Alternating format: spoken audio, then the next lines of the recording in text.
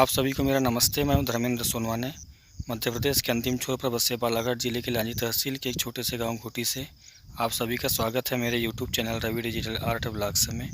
मेरे ब्लॉग में आपको मध्य प्रदेश की ग्रामीण जीवन शैली, यहाँ की संस्कृति और रीति रिवाज, गाँव के खेत खलिहान और प्राकृतिक दृश्य, गाँव में आयोजित विभिन्न कार्यक्रम, ग्रामीण जीवन पर आधारित डॉक्यूमेंट्री और गाँव की सड़कों का मोटो ब्लॉग देखने को मिलेगा। साथ ही मध्य प्रदेश के समसामयिक विषयों पर चर्चा करेंगे। और आज तारीख है 20 दिसंबर 2023 और बहुत ही प्यारी वाली धूप निकली है और मेरे चारों तरफ का व्यू कुछ इस प्रकार का है। बहुत ही साफ मौसम है और सुबह के समय बहुत ही तेज़ ठंड लगती है।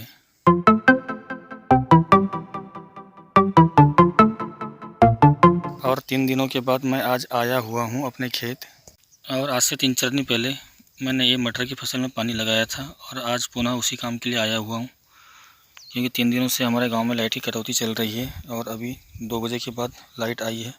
अब इनमें पानी लगाना है।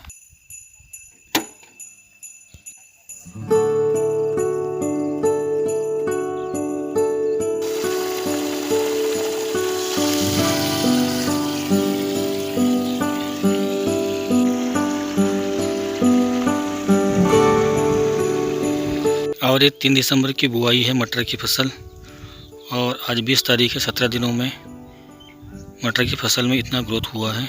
और इस जगह में एक बार सिंचाई हो चुकी है 3 दिन पहले, तो यहाँ के पौधों में कुछ ऐसी ग्रोथ दिख रही है। और इस जगह सिंचाई नहीं हो पाई है तो यहाँ के पौधों में कुछ ग्रोथ कम है। पूरी सिंचाई होने पर ही समझ में आएगा पौधे की ग्रोथ। और 3 दिन पहले वाले व्लॉग में आपने देखा मैंने तुवल की फसल में कीटनाशक और फल फूल की दवा का छिड़काव किया था और छिड़काव के बाद कुछ इस प्रकार दिख रही है तुवल की फसल। फलियों पर कीड़े नज़र नहीं आ रहे हैं, लेकिन अभी पौधों में भी फ्लावरिंग नहीं हो पा रही है। फ्लावरिंग में आने में कुछ समय लगेगा। दवाई इतनी जल्दी असर नहीं करेगी, लगभग एक सप्ताह के बाद ही रिजल्ट कुछ समझ में आएगा। कुछ जगह में फ्लावरिंग देखने को मिल रही है, बाकी तुवल की फसल की बहुत ही बुरी स्थिति है, क्योंकि मौसम ख़राब होने की वजह से फल फूल पूरा चले गया। और ये जो आप देख पा रहे हैं तुवल की फलियाँ, अगर पौधे में कोई बीमारी न लगे, कीट पतंगे न लगे, तो इससे भी ज़्यादा फ्रूटिंग देखने को मिलती है तुवल में, क्योंकि यह देवतुवल की वैरायटी है और बहुत ज़्यादा मात्रा में फलती, इतनी फलती है कि फल के वजन से इसकी टहनियाँ झुक जाती हैं। अभी कुछ जगह में ही अच्छी फलियाँ हैं और बाकी स्थिति ख़राब है। अभी फलियाँ उतनी अच्छी नहीं है। अब इसमें दवा का छिड़काव हो चुका, देखते हैं क्या फ़र्क पड़ता है। और पिछले 3 दिनों से हमारे गांव में बिजली के पोल गड़ाने का कार्य चल रहा था, इसलिए दिन के समय लाइट की कटौती चल रही थी और खेत में हम इसी कारण सिंचाई नहीं कर पा रहे थे। बिजली रात के वक्त रहती थी, लेकिन रात के वक्त इतनी ठंड पड़ती है और उस पर से इसमें यदि हम सिंचाई करें तो पौधों को काफ़ी नुकसान होगा, इसलिए रात के समय सिंचाई करना ठीक नहीं है। इसलिए दिन के समय ही सिंचाई करने के लिए आना पड़ता है। और दिन के समय पिछले 3 दिनों से लाइट की कटौती चल रही है, इसलिए सिंचाई ठीक से नहीं हो पा रही है। और 17 दिनों में चने की फसल में इतनी ग्रोथ हुई है, 6-7 कलियाँ निकली है प्रत्येक पौधे में। और बीच में हमने धनिया का छिड़काव किया था, तो धनिया के पत्ते भी दिखाई दे रहे हैं। और ये कुछ जगह पर मेथी भी निकल आई है, मेथी का भी छिड़काव बीच में किया गया था। और साथ ही चने में भयानक मात्रा में खरपतवार निकला है। ये जो दिख रहा है ये मोट है, बारीक पत्ते, इसके कारण चने की फसल प्रभावित होती है। इसको साथों साथ हमें अब निदाई करना पड़ेगा, तभी चने की फसल में कुछ ग्रोथ समझ में आएगी, नहीं तो चने की फसल हम लोग नहीं ले पाएंगे। और अभी मैंने 10 मिनट पहले ही मोटर स्टार्ट किया है और 10 मिनट में ही इतने एरिया में सिंचाई हो चुकी है। मोटर स्टार्ट करने के बाद मैं 10 मिनट से ब्लॉग बना रहा हूँ और 10 मिनट में ही काफ़ी एरिया सिंचाई करके हो चुका है। अब पाइप को दूसरी ओर मोड़ना पड़ेगा, क्योंकि एक ही जगह पर बहुत ज़्यादा पानी नहीं दिया जा सकता उनारी की फसल में। इसे कम पानी की आवश्यकता होती है, इतना पानी पर्याप्त है। अब ये काम रात में तो नहीं हो सकता पाइप घुमाने वाला, इसीलिए उनारी की फसल में दिन में सिंचाई करना ही उपयुक्त होता है, क्योंकि थोड़ी देर में पाइप एक जगह से दूसरी जगह घुमाना होता है। एक ही जगह पर ज़्यादा पानी की सिंचाई करने से पौधे ख़राब हो सकते हैं। और यहाँ से दूसरी वाली बंधी में 17 दिनों पहले हमने इसी के साथ में ही चने की बुआई किया था, लेकिन उस वाले बंधी में नमी की कमी होने के कारण वहाँ चना उग नहीं पाया है, तो उस जगह में हमें पाइप चालू करके रात में छोड़ना पड़ेगा, क्योंकि ऐसे पानी पिलाएंगे दिन के समय तो काफ़ी लेट हो जाएगा चने उगने में। और आज 20 दिसंबर है और लेट हो जाएगी तो फिर चने की फसल काटने में भी हमें दिक्कत होगी।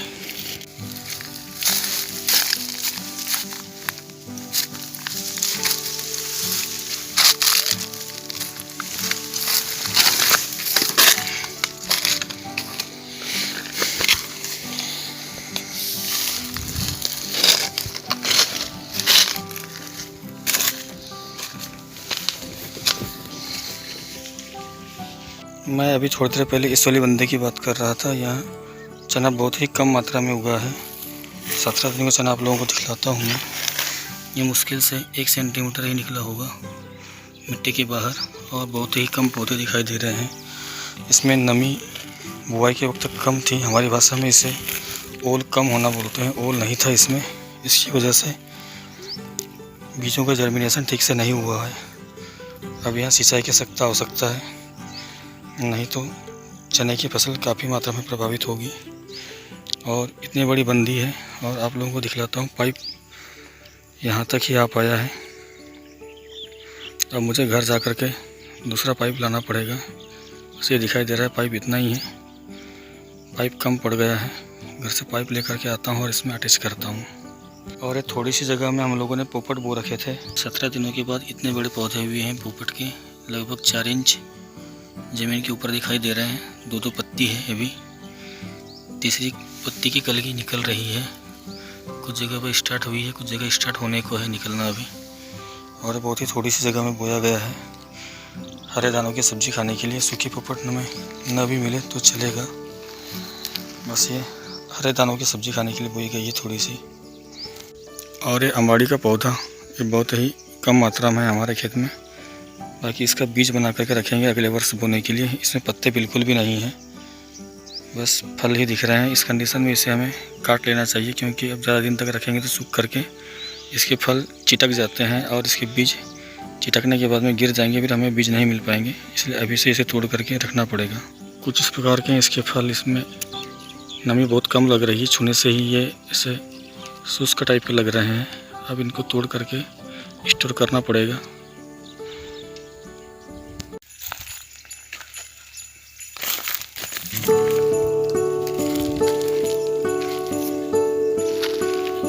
और ये कुछ जगहों में काफ़ी अच्छी मात्रा में फल दिखाई दे रहा है तुअल में।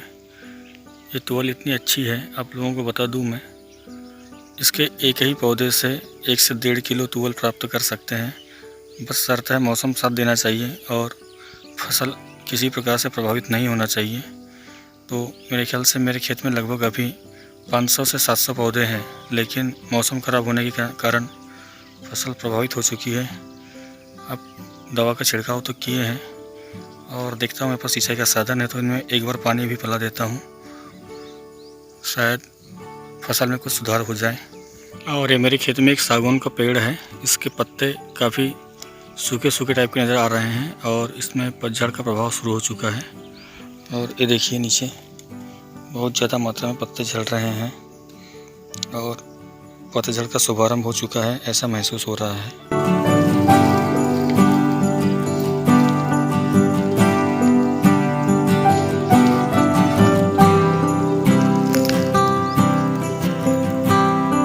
और ये हमारे खेत का बेर का पेड़, इसमें एक भी फल दिखाई नहीं दे रहे हैं और इसे हमने उगा के नहीं रखा है। ये खुद ही खरपतवार के जैसे खुद ही उगता है। इसके पौधे को हर वर्ष हम कटाई करते हैं, लेकिन फिर भी ये उससे दूनी मात्रा में, यदि 1 डंठल होगा तो एक की जगह में 4-5 निकल आते हैं, देख पा रहे होंगे आप लोग। इसे काटने के बाद भी ये खुद से ही उग जाता है और उससे बड़ा उगता है। इतना बड़ा पेड़ है लेकिन कहीं पर भी एक भी फल नज़र नहीं आ रहा है। और इस वाली टहनी में शायद फल आए थे और ये अपने आप सूख चुकी है, पता नहीं। इतना बड़ा पेड़, फल एक भी नहीं, और जहाँ फल है वो भी टहनी सूखी हुई। इतने सारी झाड़ियों में एक ही बेर नज़र आ रही है मुझे, बाकी इतने बड़ी झाड़ियों में बेर है ही नहीं। जो फली थी वो भी सूख चुकी है, मतलब बड़ा हुआ सो क्या हुआ, जैसे पेड़ खजूर वाली कहावत हो गई। इतना बड़ा पेड़ लेकिन फल एक भी नहीं। और अभी थोड़ी देर पहले मैं घर जा कर के पाइप लाने की बात कर रहा था, लेकिन अब पाइप लेने के लिए घर नहीं जाऊंगा। एक पाइप रखा हुआ है मेरे पास खेत में, शायद इसी से ही सिंचाई का जुगाड़ हो जाए। जो पाइप में लाने की बात कर रहा था वो कल खेत आते वक्त ले आऊँगा। इससे आज से काम तो चल ही जाएगा, जितनी बार मुझे सिंचाई करना है। और कुछ इस प्रकार से मैंने पाइप का सेटअप जमा दिया है। लगभग 20 सेंटर में तो आ ही गया है पाइप, इससे चारों तरफ पानी फैल जाएगा। और पाइप का सेटअप मैंने इसलिए जमा दिया है क्योंकि रात के वक्त अंधेरे में ये सब काम जमेगा नहीं। बस टॉर्च लेकर के आना है और मोटर की बटन चालू करना है। और धान की गहानियाँ करते वक्त इस वाली बंधी में थ्रेसर से ये पैरा उड़ कर के आ गई थी। और ये गहानी हमने चने की बुआई करने के बाद किया है। अभी पैरा के बीच में से ही कुछ जगह चने के पौधे दिखाई दे रहे हैं। जहाँ पैरा पतली है, पैरा की परत कम मोटी है, वहाँ से तो पौधे निकल गए, लेकिन कुछ जगह इतना बड़ा ढग है पैरा का, इसको हटाना पड़ेगा। यहाँ के चने तो शायद ख़राब ही हो चुके होंगे, देखते हैं। यह कार्य भी पेंडिंग रह गए, इसे कल से स्टार्ट करना है और यहाँ की पैरा हटाना है।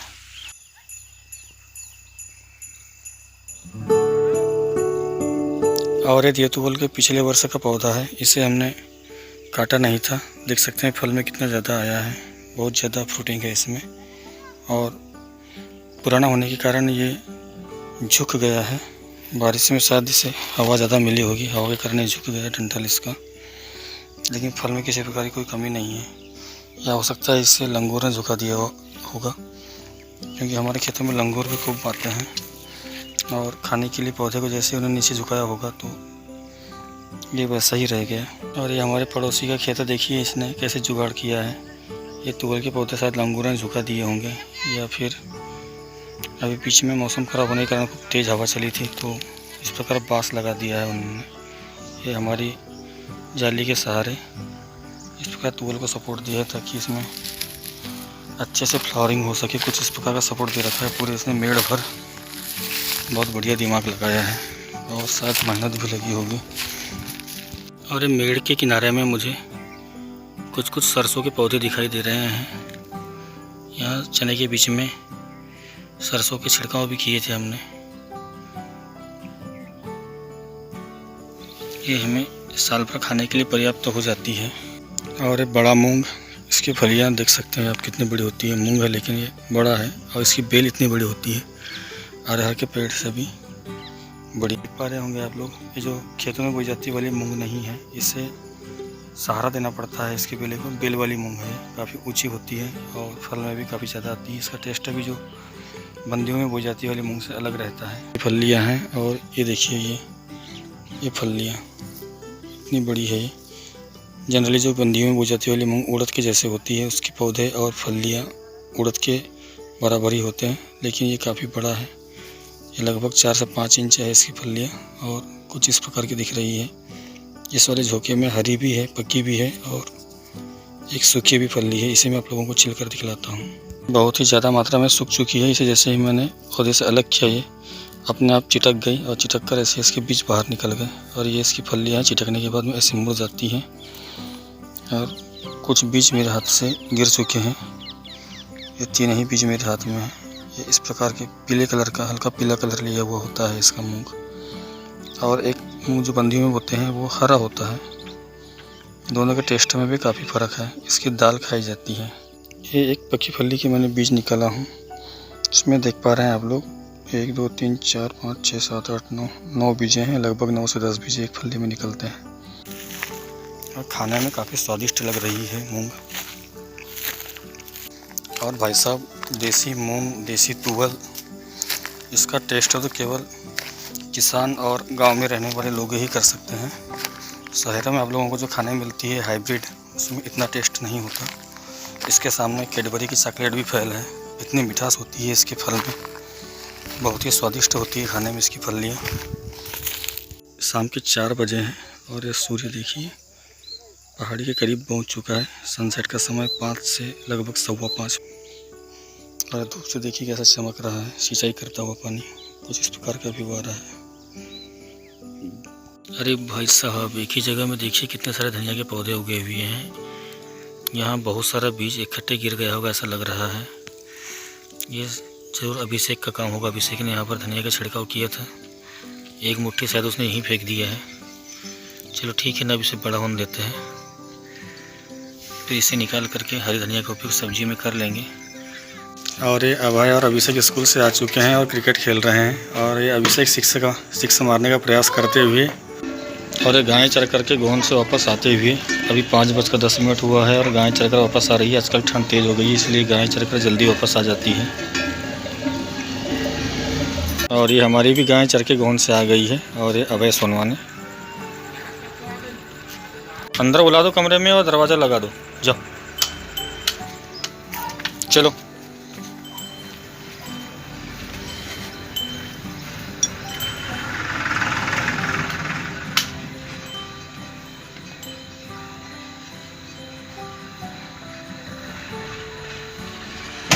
शाम हो चुकी है और शाम के 6:17 हो चुके हैं। और देख सकते हैं गूगल में ऊटी का आज का तापमान 19 डिग्री दिखा रहा है। और सुबह होते तक